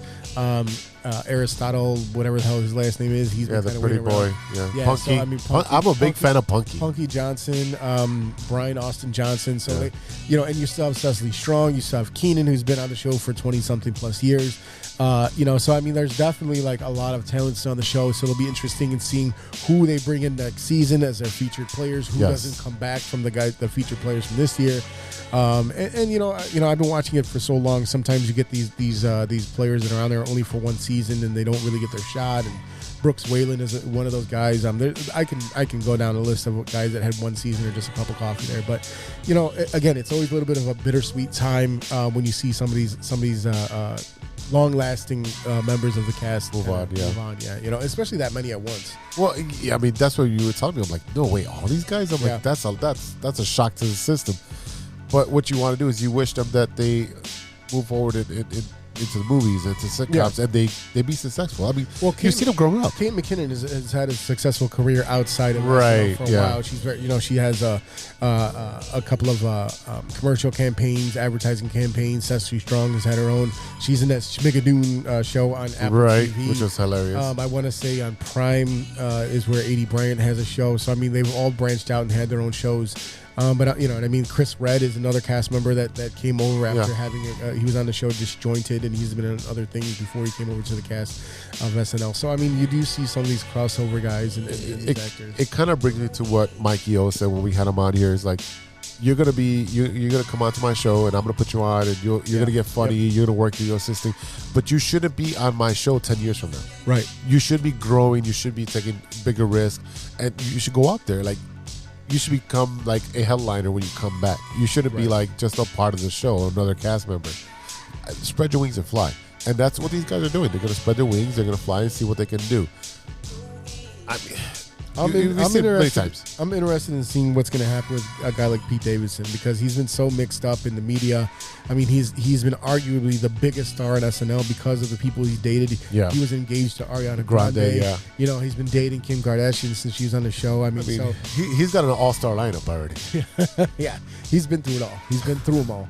So yeah, it'll be interesting. But yeah, it's always a little bit of a sad thing to see some of these long-time players leave the show, especially a show that's so near and dear to my heart. Yeah, it is. But hey, yes, sir. We all got to move on, right? We do. And speaking of which, that's it for today. Hey, how you like that? How you like that? Ladies and gentlemen, thank you so much for listening. A big thank you to our sponsors, 606 Media, True Chicago Sports Fans, ACSI, and Grit Clothing Company.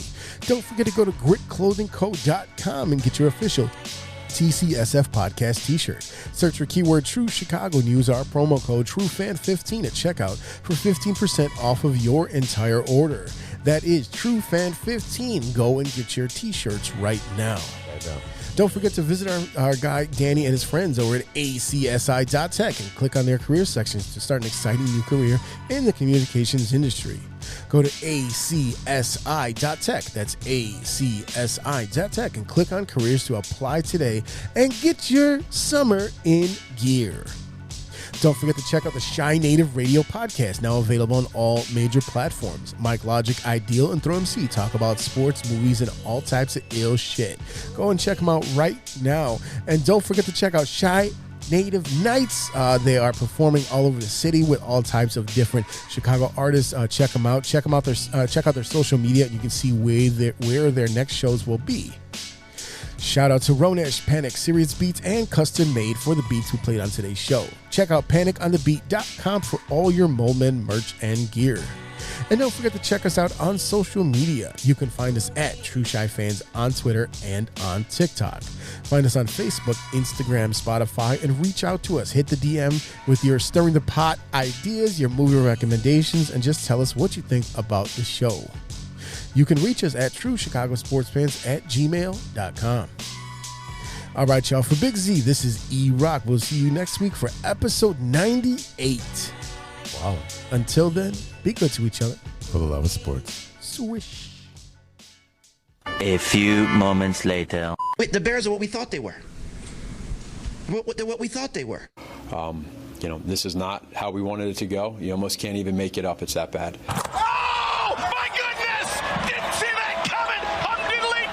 What? Did we just become best friends? Yup!